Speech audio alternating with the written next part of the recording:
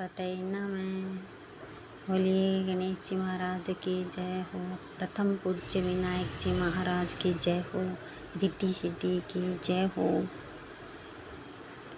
श्रावण संकष्टी चतुर्थी पर हम यह पौराणिक कथा सुनेंगे और यह कथा सभी को सुननी चाहिए, जिससे सभी की मनोकामना भगवान श्री गणेश पूर्ण करें। श्रावण मास गणेश चतुर्थी व्रत कथा स्वामी कार्तिकेय ने बताई। इस व्रत की महिमा महापुण्यकारी है। श्रावण संकष्टी चतुर्थी व्रत बहुत ही शुभ फलदायी होती है, क्योंकि यह श्रावण मास में पड़ती है। श्रावण मास के कृष्ण पक्ष की चतुर्थी को किया जाने वाला व्रत श्रावण संकष्टी गणेश चतुर्थी व्रत कहलाता है। भविष्य पुराण में कहा गया है कि जब मन संकटों से घिरा महसूस करें तो इस गणेश चतुर्थी का व्रत करने से समस्त कष्ट दूर हो जाते हैं और विद्या, धन, धर्म, अर्थ, मोक्ष व आरोग्य की प्राप्ति होती है। हिंदू धर्म शास्त्रों के अनुसार संकष्टी गणेश चतुर्थी व्रत प्रत्येक मास के कृष्ण पक्ष की चतुर्थी को किया जाता है। इस साल यह व्रत 24 जुलाई 2024 बुधवार को पड़ रहा है। श्रावण मास के श्री गणेश चतुर्थी की व्रत कथा भगवान श्री कृष्ण ने धर्मराज युधिष्ठिर को बताए थे। तदंतर यह कथा स्कंद कुमार जी ने ऋषिगणों को बताई। श्रावण मास की संकष्टी गणेश चतुर्थी व्रत कथा के अनुसार प्राचीन काल में सतयुग की बात है कि पर्वतराज हिमांचल की सुंदर कन्या पार्वती ने शंकर जी को पति रूप में प्राप्त करने के लिए गहन वन में जाकर कठोर तपस्या की थी, परंतु भगवान शिव प्रसन्न होकर प्रकट नहीं हुए। तब शैल तनया पार्वती जी ने अनादिकाल से विद्यमान गणेश जी का स्मरण किया। गणेश जी को उसी क्षण प्रकट देखकर पार्वती जी ने पूछा कि मैंने कठोर, दुर्लभ एवं लोम हर्षक तपस्या की, किंतु अपने प्रिय भगवान शिव को प्राप्त न कर सके। वह कष्ट विनाशक दिव्य व्रत जिसे नारद जी ने कहा है और जो आपका ही व्रत है, उस प्राचीन व्रत के तत्व को आप मुझसे कहिए। पार्वती जी की बात सुनकर तत्कालीन सिद्धिदाता गणेश जी उस कष्ट नाशक शुभदायक व्रत का प्रेम से वर्णन करने लगे। गणेश जी ने कहा, हे अचल सुते, अत्यंत पुण्यकारी एवं समस्त कष्टनाशक व्रत को कीजिए। इसके करने से आपकी सभी आकांक्षाएं पूर्ण होंगी और जो व्यक्ति इस व्रत को करेंगे उन्हें सफलता अवश्य ही मिलेगी। श्रावण मास के कृष्ण पक्ष की चतुर्थी की रात्रि में चंद्रोदय होने पर पूजन करना चाहिए। उस दिन मन में संकल्प करें कि जब तक चंद्रोदय नहीं होगा मैं निराहार रहूँगी। पहले गणेश जी महाराज का पूजन कर ही भोजन करूँगी। मन में ऐसा निश्चय करना चाहिए। इसके बाद सफ़ेद तिल के जल से स्नान करें, मेरा पूजन करें, अर्चन करें। यदि सामर्थ्य हो तो प्रति मास स्वर्ण की मूर्ति का पूजन करें। अभाव हो तो अष्टधातु या मिट्टी की मूर्ति की भी पूजा की जा सकती है।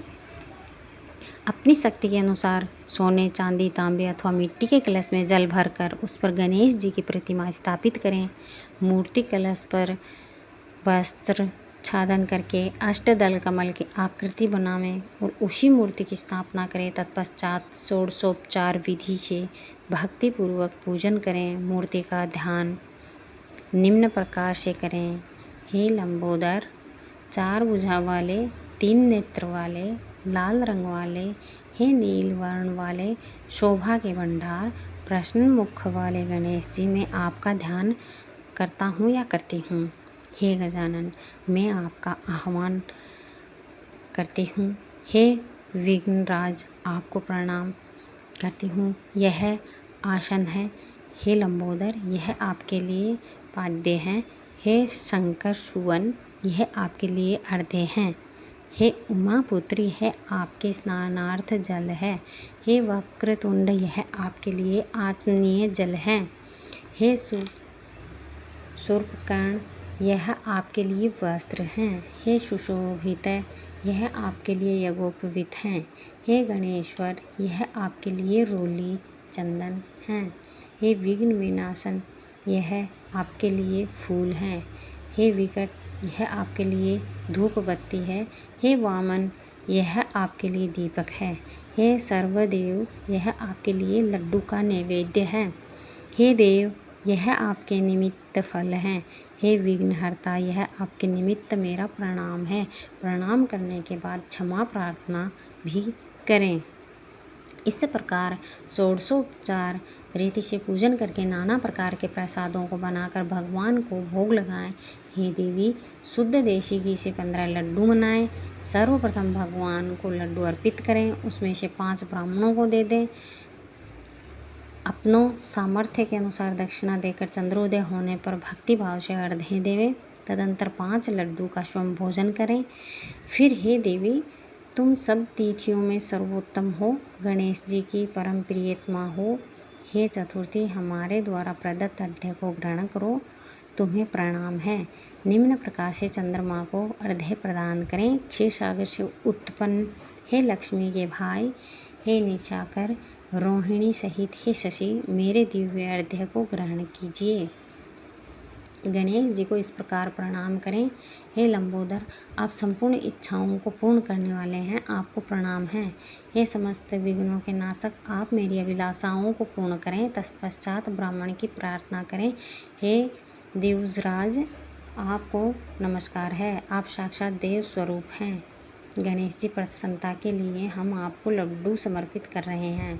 आप हम दोनों का उद्धार करने के लिए दक्षिणा सहित इन 5 लड्डुओं को स्वीकार करें। हम आपको नमस्कार करते हैं। इसके बाद ब्राह्मण भोजन कराकर गणेश जी से प्रार्थना करें। यदि इन सब कार्यों के करने को शक्ति ना हो तो अपने भाई बंधुओं के साथ दही एवं पूजन में निवेदित पदार्थ का भोजन करें। प्रार्थना करके प्रतिमा का विसर्जन करें और अपने गुरु को अन्न, वस्त्र आदि एवं दक्षिणा के साथ मूर्ति दे देवें। इस प्रकार से विसर्जन करें। हे देवों में श्रेष्ठ गणेश जी, आप अपने स्थान को प्रस्थान कीजिए एवं इस व्रत पूजा के फल को दीजिए।